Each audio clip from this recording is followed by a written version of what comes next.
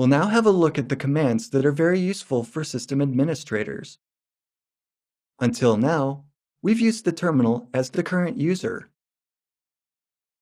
If for some reason you need to change user permissions, use the command su. The name of this command is an abbreviation of the words switch user. It allows you to change the current user account to any other that can log into the system.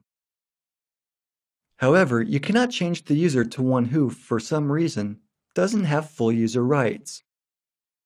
So if there's a service, for example, a web server, or some other system service, that's running as a user, you cannot log on as this user. Of course, when you try to execute the command su, you're required to give the target user's password. If, however, you are logged in as the root, then there's no need to provide a password while switching to an ordinary home user. Typing this command without any other parameters will switch you to the administrator account, without loading account-specific settings. You'll stay in the current directory. You'll have administrator privileges, but you may not have access to certain shortcuts specified by the administrator.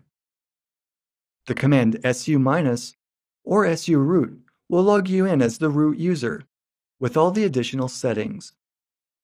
Also, you'll be taken to the home directory of the root user, that is, the root directory. This allows you to work in the environment which is almost identical to the one the administrator has when he or she logs in. To switch to any other user, type su, username. Sudo is another useful command. This allows you to execute single commands as the administrator. However, this is done from the level of another user. When properly configured, sudo is a very safe command that allows to grant selected admin rights to any user. In some distributions, like Ubuntu and all its variants, the root user is permanently locked, and you can't log in on this account. Only some users have rights, or privileges, to perform certain superuser actions by using the sudo command. Interestingly, the sudo command can be configured in such a way that a user is required to provide either an admin password, this is relatively rare, or their own password. Again, the assumption is that users do not create simple passwords and do not make them public, thus creating gaps in system security. A well-configured sudo command is safe and convenient. However, it does require configuration. We'll present modeled configurations later. We won't do this now because different graphical interfaces, such as those for installation software, network modifications, etc., have similar settings, and when it's necessary to provide the administrator password, they automatically notify you about it. That's why a user who uses only the graphical environment doesn't need to know the command sudo. The su command does not require any configuration, so I'll show you how it works. When you use this command, you need to provide the administrator password. Once it's verified and accepted, the username changes to root.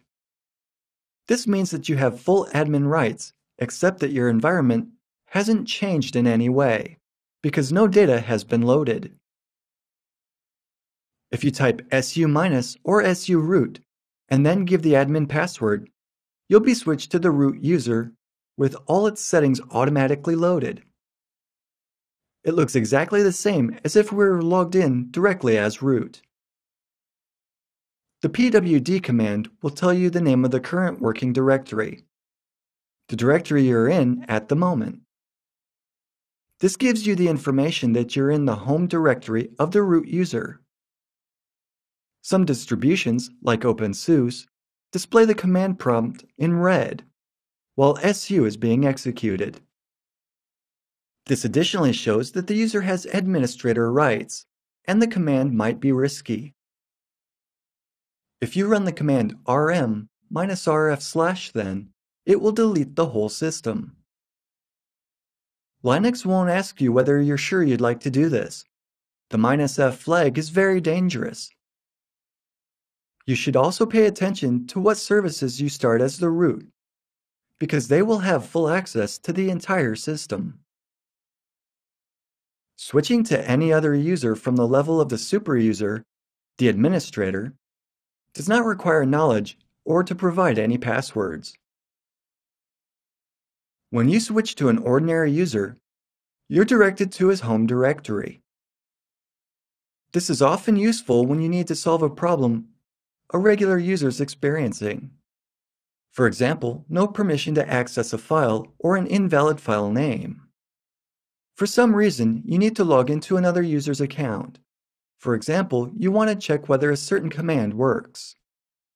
In Linux, the administrator can do so, without changing a password or any permissions. You can easily switch to a regular user's settings to see if everything works as it should.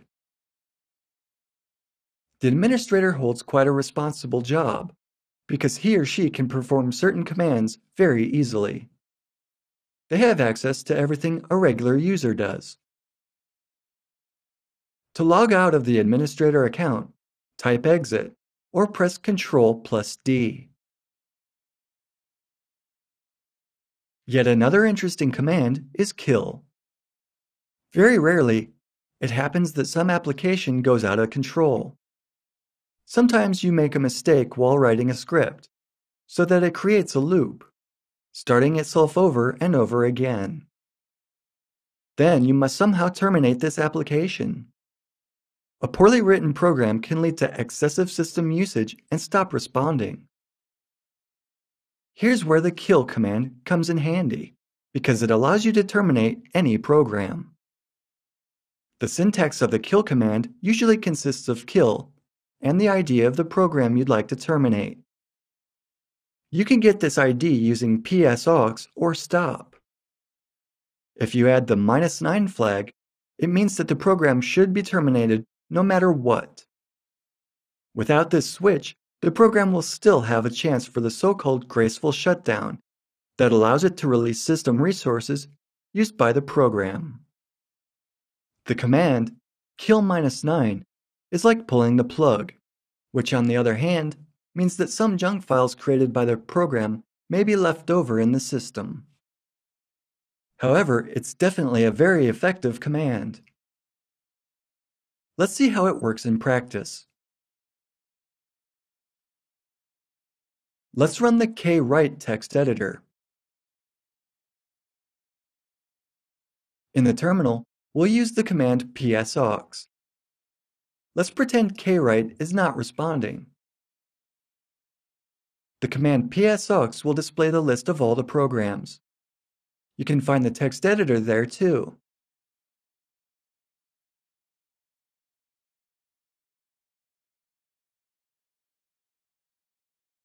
When you type kill -9 and execute it, the selected application will be terminated. If you're working in the graphical environment, sometimes it's more useful to use xkill. If you execute this command, every window that you click on will be the first recognized and checked by the system, and then a given application will be terminated. One application could be running in many windows. In Linux, every running program is a separate application. Therefore, closing one window will not affect processes taking place in other windows. Of course, you should use the kill command very carefully. Don't use it unless you really need to kill an application. Remember that it can lead to junk files in your system. If you killed a text file with unsaved changes, you would obviously lose these changes.